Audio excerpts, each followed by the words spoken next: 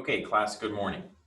So what we're doing now is our final class for the semester. I know that it's online and kind of have missed having you guys all in class, but this is our final one. I'm just going to do a very quick, maybe 5 to 8 minutes review for you for your final exam, then go over kind of the structure of the final exam and talk about 1 or 2 other points at the end. I also want to cover the grades that you guys made on your last exam. So let's go through that right now. So your last test, I was very generous and let you take it twice. I sent out an email on that. So most of you did extremely well. 272 of you took the test. The average was a 91.75, which is 6 points above what our normal average is. And the median was a 92, which means almost a 93, which means more than half of you made, a 93 or better. You can kind of see the breakout, 193 of you with a 90 to a 100. 80 to 89, there was about 66, and then it kind of, fell out from there. So obviously you guys did really, really, really well. So congratulations. I did my best to help boost your GPA in this online time by letting you take the test twice. So hopefully you found that to be not so difficult. And let's move on now quick for your final exam, which is next class. You're actually going to have a final exam. I'm going to go through a really quick, I'm not going to go through every slide. I'm just going to go over kind of a really quick review, try to help you guys remember some of the bigger things we talked about in classes. So we kind of started off the semester talking about what type of personal characteristics were needed to be an entrepreneur, and they're all broken out here on this slide. And then what types of fundamental behaviors you had to have, drive, belief, commitment, focus, etc. Additionally, we talked about, is there a difference between being a business owner and an entrepreneur? And I think the thing that we landed on is, it's really about attitude, right? We were talking about that entrepreneurs are kind of constantly and continually looking to grow their business. So try to remember that. That'll be important. How do you know if you're an entrepreneur? You have an idea, it won't go away, you're willing to give up, you're willing to sacrifice, etc. Those are the types of things that we covered in class that day. So again, a lot of the materials here on the slides, but try to go back to your notes and remember what we talked about. We then moved into talking about like co-working space, what were some of the advantages of co-working space. And, at the end of the day, it gave you kind of a high class working space, gave you the illusion of a larger company, let you use tools on the go, etc. So that was really important for you to remember. We talked about networking, which, here's the definition, what you're supposed to do. You have to make a plan, you got to commit to it, you have to execute. We talked the biggest thing in networking is that you have to make less statements and ask more questions. Because remember, if you ask the other party a question, then good manners kind of dictates that they'll stop and turn around and ask the question back to you. And that's what you want to do is if you have a question you want them to ask you, make sure you're leading and asking that question first. We talked about ideas and where do good ideas come from. And remember, this is the video clip. Where do good ideas come from? Where they drew the head and they talked about Parisian coffee houses and the whole 9 yards. So it might be good to review this clip.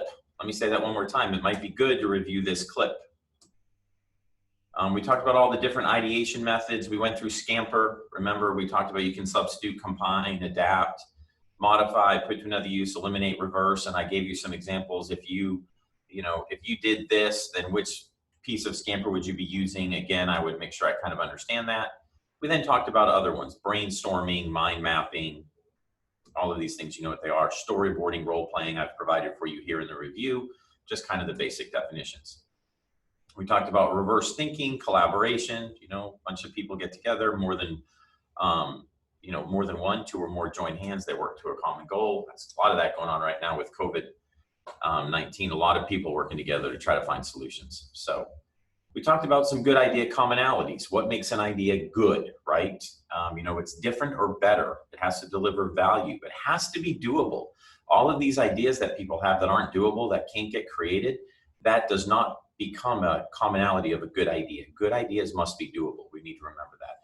And then the acceptable cost benefit. In other words, somebody has to feel like what they're paying for it, they're getting more benefit than the cost. If they feel like the benefit they get out of it is less than what they had to pay for it, then that's not going to be a good idea because no one's going to want to pay for less, for more money for less benefit.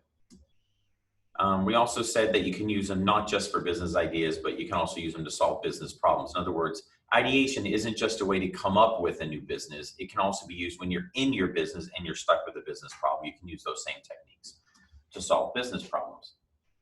We threw up this yin and the yang in this crisis and opportunity dichotomy that said, you know, in the midst of crises, there are opportunities that arise.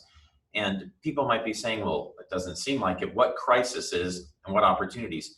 I mean, like, for instance, just right now, during this coronavirus time, if you think about it, you know, everyone's probably today, you know, it happened yesterday for the first time in history, oil traded at a negative price. And it's continuing to trade at a negative price today. But if you think about it, it's the first time in history that that's happened, right?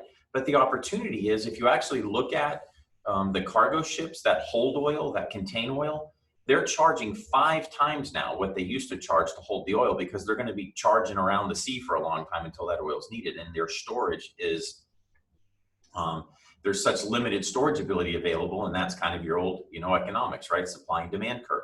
There's a huge demand for storage right now.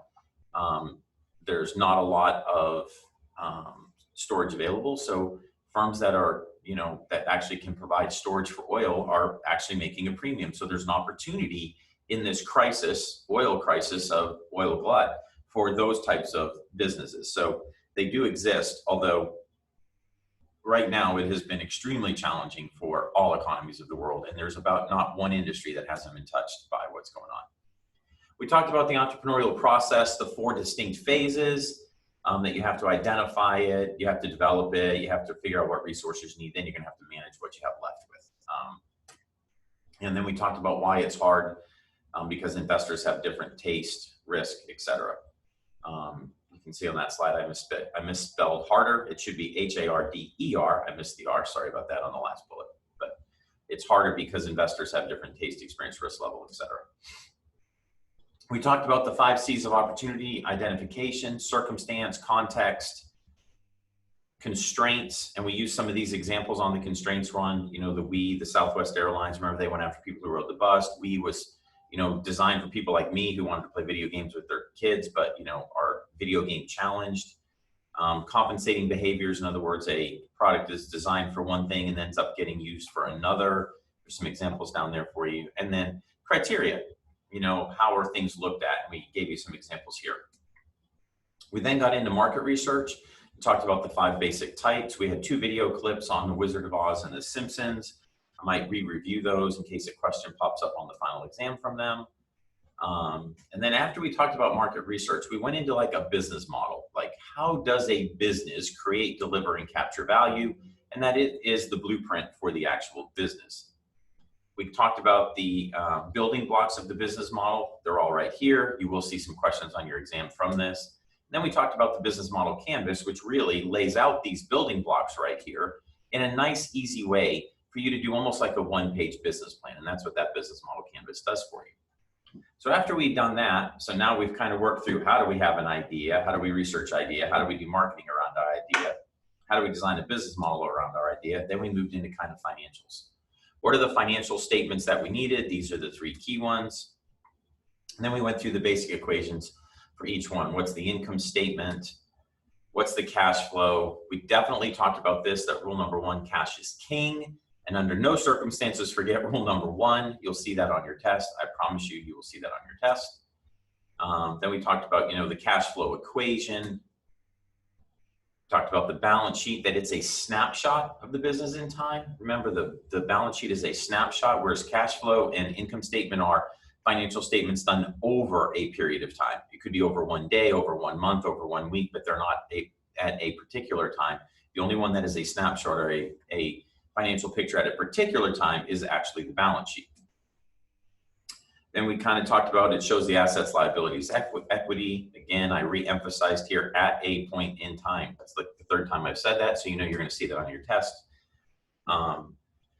Talks about what the basic equation is. And remember, this is basic algebra, right? Assets equals liabilities plus owner's equity. So if I asked you what owner's equity equaled, well, it would be assets minus liabilities, because you would just minus the L and move it over to the other side, right? So that's basic algebra. So make sure you know how to do that in case you see something like that on the test and you don't get confused. We then moved in after financial statements, talking about like what to charge. How do we price our products? And I think the biggest takeaway from this section is that the marketplace sets the price. No matter what you want to do, the market is going to have a big determination on what the price is. We talked about elastic and inelastic markets, and we gave some examples of those. So what's interesting though, a market in which demand will not respond to price changes. And the example we use there is gasoline. And that's typically true right now. There's just no demand because nobody's allowed to go anywhere. So that is actually what's affecting oil so much, which is kind of funny because it still doesn't make it elastic.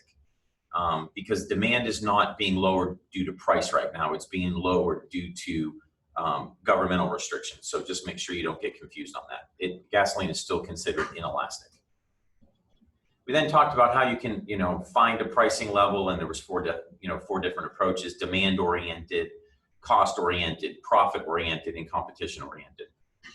Again, easy to look at these and figure out if I was to talk about prestige pricing, which type of pricing level would it come under. You'd know that was demand-oriented approach. Or if I was to say, if I'm going to set a target profit, which approach is that, you would be able to say it's a profit-oriented approach, etc. We then moved into kind of a buying decision process. How do people make decisions? How do they buy products? And it's kind of this 5-step. You're going to recognize that you have a problem. You're going to go seek information. You're going to look at your alternatives. You're going to make your choice. And you're going to do some sort of evaluation, which gets us back to the cost benefit. If there's no cost benefit, then people won't necessarily want to buy your product. So we talked about this when we were talking about good ideas. We moved from there. Hey, wait a minute. Why did that show back up? Business plan components that already, oh yeah, that's right. Then we talked about the business plan. I'm sorry, got myself confused there. I thought we were back to the business model canvas. We talked about a business plan and the components and when you would need it. You would only need a formal plan if you're going to go raise money, go to a bank, ask for a loan, that kind of stuff. Otherwise, you can do with a more simplified plan. But here are the components that go into an overall business plan. We then talked about how people do business together, and that people do business with people, not companies. And that's something to remember, that it's all about having high touch, high care with your customers, because that's who they're doing business with. They're doing business with you, not the company you represent. They're typically doing business with you. Talked about places and ways you could raise money, the different places you could get it from, all the way from family and friends down to investment bankers. And then what stage each one of these people play at, whether it's family and friends at the idea, stage, which is considered seed funding, or, a venture capitalist, maybe as you're an emerging business. So, make sure you're familiar with the chart and which types of businesses are used where. We went back through kind of some friends and family components. Remember to be careful. We pay for it the rest of your life. We made the joke about, it could make for an awkward Thanksgiving dinner. Make sure you put it in writing, structure it as debt. Talked about angels, that you don't find them in a phone book, typically how much that they're going to spend. Gave you some points on venture capital. Gave you a few more on venture capital. Then we talked about crowdfunding, which is kind of a newer way, with Kickstarter and Indiegogo being your primary two crowdfunding platforms. We talked about how you would put together a pitch, and then we actually watched one from Rockbox, and I would be familiar with what type of product Rockbox was and how much money they raised. We then moved into leadership because you've kind of created this new business. You've learned financially how to create it, build it, etc. But now you've got to run it, and this is where this entrepreneurial leadership kind of stuff comes in. And we talked about, first, before you even think about trying to lead your team, you've got to really know yourself. And we talked about getting really honest with yourself here about knowing who you are, etc. We then went into these different leadership styles, the thought leader, the social leader, the process leader, data, results, and people leaders. And we talked about the different characteristics of each one of them, and what made each one of those styles unique, and that there was not one better than the other, but that people, who are best are kind of a mix of all of them. Although regardless of that, you will always have a dominant style. We then talked about some final leadership thoughts. A little bit of these came from the TED Talk by Simon Sinek, where leadership is a choice, a need to make things better, that it's hard at times, that you have to make it about them. If you got to make it about them. We then moved into some we called it other stuff. We talked about lawyers a little bit and gave you a few facts about how lawyers can work and the ways they charge. Oh, sorry about that. I have that slide in there twice, but no big deal. Here, I'll delete it right now. Oh, maybe I won't. What's going on here? Sorry about that. Then we talked about accountants and how they can help you as you're getting your business started. We moved into accountability. And remember that someone is accountable when their performance is measured. Accountability is about measuring performance. Responsibility, they're not necessarily being measured. They're not necessarily being measured. Those two definitions will definitely show up in your final. Make sure you know the difference. Here's some kind of final thoughts. Remember, if you concentrate on making employees successful, you by proxy will be successful. And that's been a point I've hit time after time after time after time in this class. If you make it about them, if you make it about your employees and your customers, you can't help but win. Okay, so that's kind of a quick review. That is not everything that is on the final. That is just some highlights of some points I pulled out of each class, just to try to throw some stuff down there to help get you guys reoriented towards everything that could potentially show up. So I would make sure you have all of the slides from all of the other classes available. And if you haven't watched the videos, I'd take time to go back through and watch the videos. Okay, so the next class is going to be the final. I will have it posted. I think it's April 23rd. It'll be after 11:30. It's going to be open until midnight. Same as I've been doing for the test. It's open till midnight. You have 70 minutes to take it, just like all my other exams. Open book, open notes. Big difference. You get one attempt. One attempt. Once you start it, you have to complete it. Please, please, please, please, please, I can't say it enough, have a good internet connection. Have a good internet connection.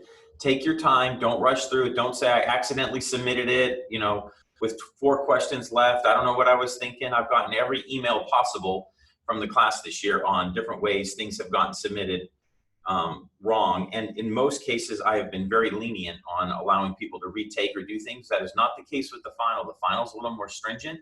You have to be careful. You have one attempt. Once you start it, you got to complete it. Have a good internet connection. And then just a few things so I don't get 1,000 notes on this. I haven't forgotten. I am still going to add 2.5 points to your first exam grade. Remember, I'm going to export your grades. I'm going to do that in Excel because it's too hard to do in Blackboard. I'm still going to add 5 points to your second exam grade. So I haven't forgotten about those things. I don't want all of you people out there being, I wonder if you forgot about our points. I have not forgotten about your points. I have them right here on the slide. I will make sure that they get added. Now, don't forget one other thing. Your lowest exam grade is thrown out. Your lowest exam grade is thrown out. But the final counts. Your final will count. So take your time, do a good job on it. This exam grade counts in your computation. Okay, last thing. If you haven't done the course evaluation, again, I've opened it up online. I would ask that you please, please, please do this. The university right now is really seeking feedback from a course eval perspective, especially with this transition to online learning. I think they're really wanting to make sure that the instructors have been able to engage you and do a good job. So please make sure that you take time to fill that out. I would appreciate it. And then finally, I just want to say thank you. I mean, I enjoyed the class immensely. I know it was a year of turmoil and change, and that it didn't end the way it started, where we were in a classroom and able to talk and have conversations back and forth. But at the end of the day, I very much appreciate you guys allowing me the opportunity to instruct you, to hopefully provide you some things to think about, and hopefully provide you a little bit of an idea, if you have some sort of entrepreneurial bend in you, a way to get started. That's all we have for today. So again, I want to thank you very much, and you guys stay safe.